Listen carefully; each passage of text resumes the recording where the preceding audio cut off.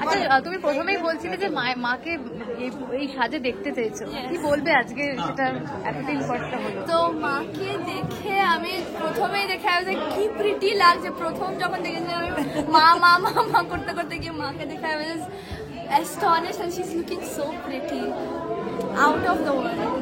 আমি বলে না angel fallen from heaven, I present to you.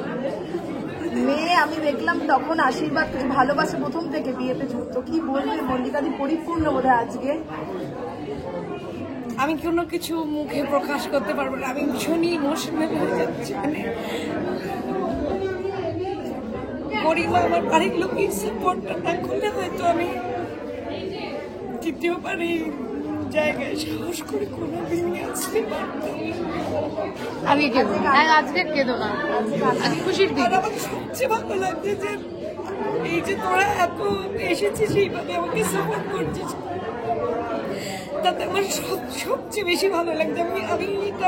আমি এটা আনন্দে আমার এটা হচ্ছে। থ্যাংক ইউ সো মাচ সবাইকে, থ্যাংক ইউ। সবার ভালোবাসার ব্লেসিংস তোমার সঙ্গে আছে, খুব ভালো থাকে। একটা বিষয় বলো যে আজকে কি বরকে একটু লুকিয়ে লুকিয়ে দেখা হয়েছে?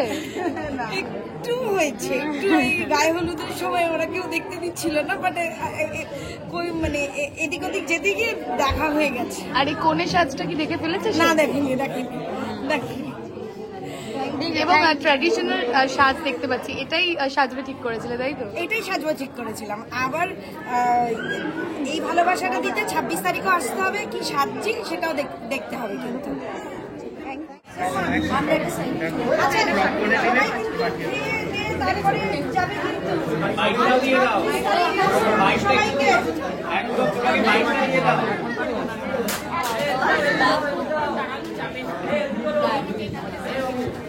দিদি তুমি একটু বসো,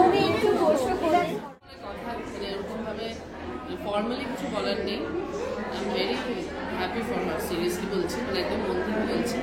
খুব ভালো কাপড়, ও এবং দুজনেই নতুন জীবন শুরু করতে চলেছে। আর এই যে জীবনটা শুরু করতে চলেছে এটা যেন খুব সুখের হয় কাজ করে।